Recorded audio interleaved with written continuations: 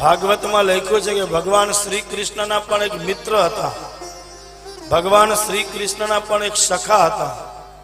ઘણી બધી આપણી પાસે વાતો હોય જે આપણે પરિવારમાં નથી કહી શકતા.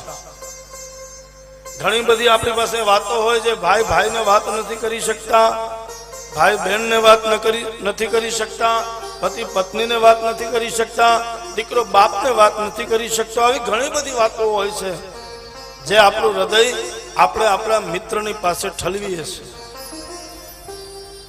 એટલે આપણી એક વાત સાંભળવા માટે આપણો એક મિત્ર હોવો જોઈએ.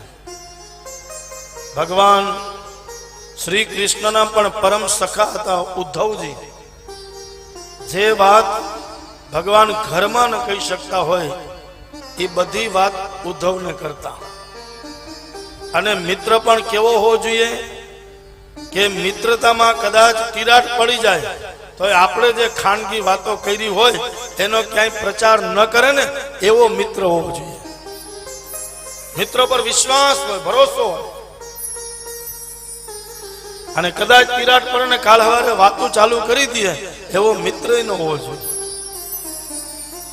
ભગવાન શ્રી કૃષ્ણને એક મિત્ર હતા ઉદ્ધવજી, જે માં દેવકીને નથી કહી શકતા, જે માં યશોદાને નથી કહી શકતા, એ ભગવાન શ્રી કૃષ્ણ ઉદ્ધવને કહે છે.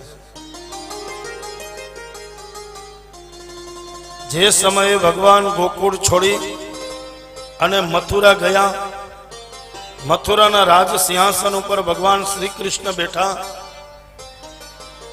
તો એક દિવસ જયારે ભગવાન જમવા બેઠા તો માં દેવકીજી મથુરાના રાજમહેલમાં ભગવાન શ્રી કૃષ્ણને જયારે થાળ પીરસ્યો,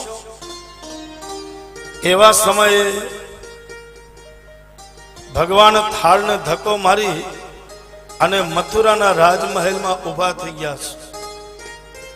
થાળમાં એવી શું વસ્તુ હતી કે ભગવાનને જોઈને આંખમાંથી આહોળા પડવા લાગ્યા.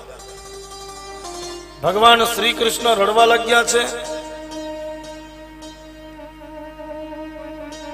પ્રભુએ થાળને ધક્કો મારી અને આંખમાંથી આહોળા પાડતા પાડતા મથુરાનો રાજા મથુરાના રાજમહેલમાં એ આંખમાં આહોળા પાડે છે અને ગોકુળ તરફ દ્રષ્ટિ રાખી કૃષ્ણ રડે છે. ત્યારે ઉદ્ધવજી આવ્યા, માં દેવકીજીને કહે કે માં ગોપાલ ક્યાં છે, માં કૃષ્ણ ક્યાં છે?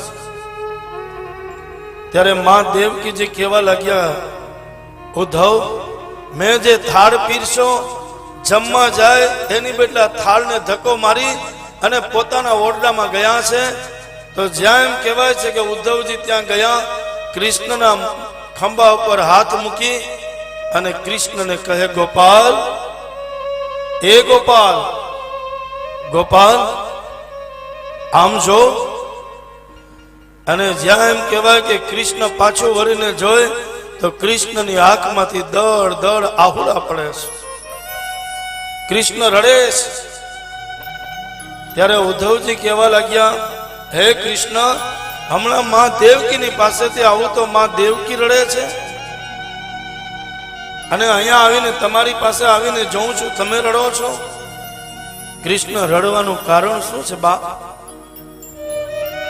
ગોપાલ, કેમ રડો છો આપ? ત્યારે કૃષ્ણ એટલું બોલ્યા, ઉદ્ધવ, હું મારી માં દેવકીને એ નહીં કહી શકું કે માં જેથી મારો થાળ પીરસ ને એમાં ગોરસ નહીં મૂકતી, માં એમાં માખણ નહીં મૂકતી, કારણ કે માખણ ને જોઉં અને મારી માં યશોદા મને યાદ આવે છે. અને હું જયારે માખણની સામે જોઉં ત્યારે મારા ઘરેથી કોળીઓ ઉતારી નથી શકતો. ઉદ્ધવ, આ વાતો મારી માને દેવકીને કહીશ ને તો એને દુઃખ લાગશે, એટલે હું નહીં કહી શકું. પણ મારા વતી તમે જઈને દેવકીને એટલું કહો, માં ગોપાલનો થાળ પીરસો ને એમાં ક્યારેય માખણ નહીં પીરસતા, એમાં ગોરસ નહીં પીરસતા, કારણ કે માખણની સામે જોઈ અને માં યશોદાનો એને પ્રેમ યાદ આવે. માં યશોદાની ભક્તિને જોઈ, માં યશોદાના પ્રેમને જોઈ અને આ બધું જ્યારે ભગવાન શ્રી કૃષ્ણની આંખની સામે આવે ત્યારે પ્રભુની આંખમાંથી આહુડા પડે છે, ભગવાન રડે છે. એટલે જે વાત માં દેવકીને કૃષ્ણ નથી કહી શકતા એ વાત ઉદ્ધવ દ્વારા માં દેવકીને કહે કે આપ એમને કહેજો. એટલે એક દાસ્ય ભક્તિ, શાક્ય ભક્તિ, જે ભગવાનના દાસ થઈને પરમાત્માના ચરણોમાં સતત રહેવો, ભગવાન જે આજ્ઞા આપે એ આજ્ઞાનું પાલન કરવું. દાસ્ય ભક્તિ, સાંખ્ય ભક્તિ અને આત્મનિવેદનમ, કદાચ આ 9 માંથી કોઈ ભક્તિ ન કરી શકીએ તો પરમાત્માને એટલું જ કહેવું કે હે મારા વાલા, મારું જીવન હું તમારા ચરણોમાં સમર્પિત કરી દઉં છું.